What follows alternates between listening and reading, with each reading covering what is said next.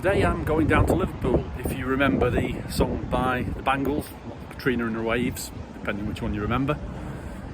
I'm walking at the moment on what was the Liverpool Overhead Railways land. You can see there's a vast space between the edges of the road here, more than you would normally have in a city.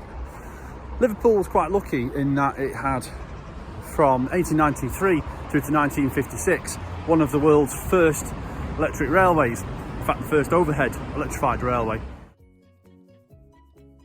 Also, very early on, one of the world's first automatic electric signals setups. The railway originally was around 5 miles long, went from, get it right now, Dingle at that end through to the junction down at Seaforth, down at that end. It was extended to meet up with some of the extra passenger traffic that could be carried by the suburbs out there, because passenger traffic was only around about 10 million passengers to start with, so they wanted to pick up on some of the extra passenger traffic at the far end in the suburbs, so it was extended.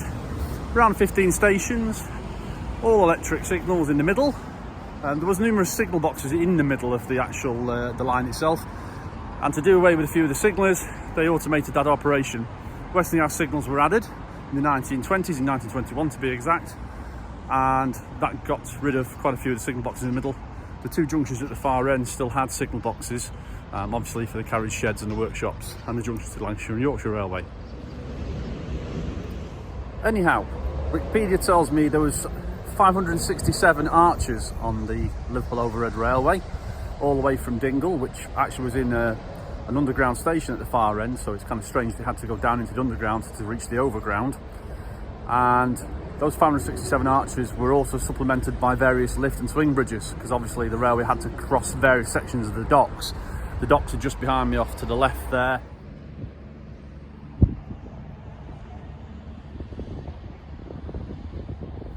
So there were various points where it had to cross other things, roadways, and those were even on even bigger bridges.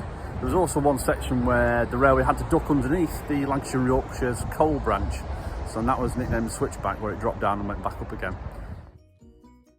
From the start of the railway in the 1870s right through to the 1920s, when colour light signalling was brought in, the railway did operate with semaphore signals on the Timmis patent system. Solenoids on the side of the signals would operate standard semaphores. Mr. Timmis was born in 1839, the son of a cotton merchant.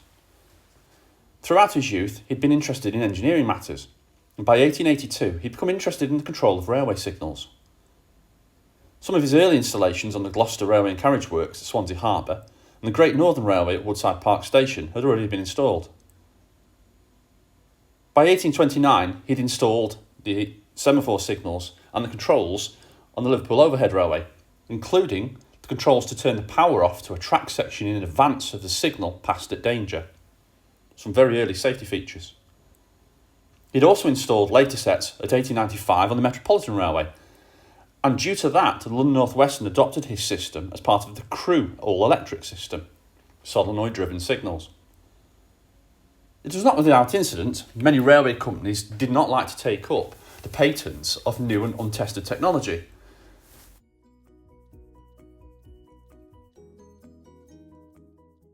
In 1921, Westinghouse commissioned an all-electric colour light signalling system on the central sections of the railway. The cut-off to the power for the next track section in advance was removed, and instead, Westinghouse signal motors were employed to drive a small crank arm that would engage with a lever upon the train, putting the brakes on should a train pass a signal at red.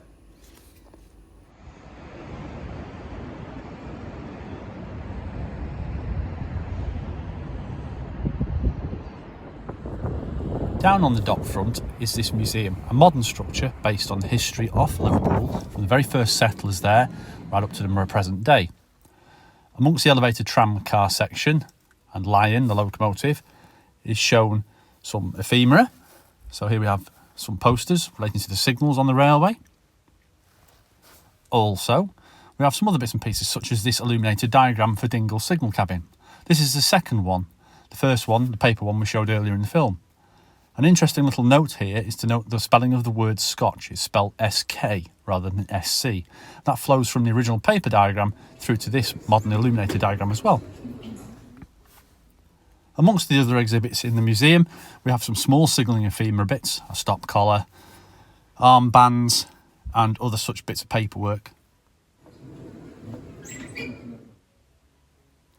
Can you see that 5 and 6 signal there?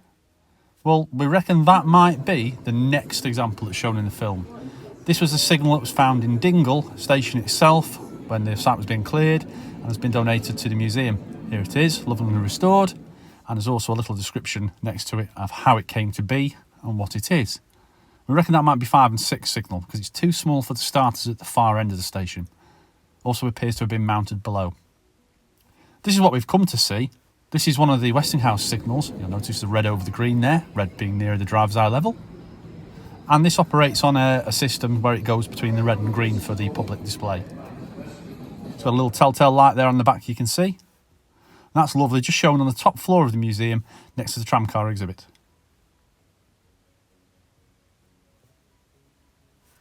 So now we move on to the next phase, the end of the Liverpool Overhead Railway. As you can appreciate from the amount of space behind me, you can see that it occupied a fair amount of land on the dock front itself.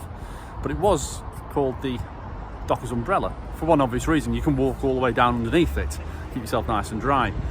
It was also, unfortunately, one of the reasons the railway ended up being closed. 60 odd years off steam and soot from the steam locomotives working underneath, because there was another line underneath the Dockers Overhead Railway itself. And all that soot, that sulphurous ash and soot, had got into the steel work, into the cast iron, and has rotted various sections away. In 1955, a report was submitted which said that there would be upwards of £2 million worth of repair work on that, and that, unfortunately, was the death knell for the railway.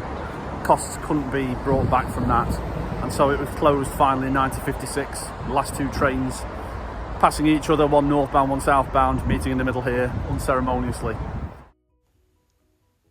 Sadly, the last trains did run.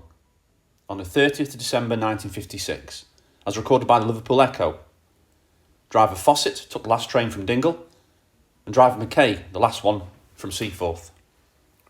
Driver Fawcett was given a bouquet of chrysanthemums handed in at Pierhead Station by a lady, no name withheld, but safe to say the Murphys of Bevington Bush.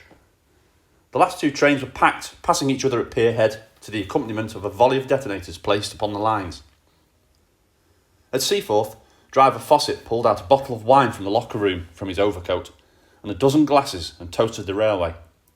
To a grand old railway, may it live again. Sadly, whilst new buyers were sought for the railway, the cost of all the repairs were very prohibitive and no one came forth. Most of the staff had already moved on to other jobs by then, work on British Railways.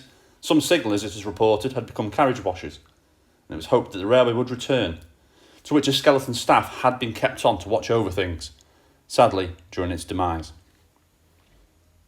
And that is the end of the history of the Liverpool Overhead Railway.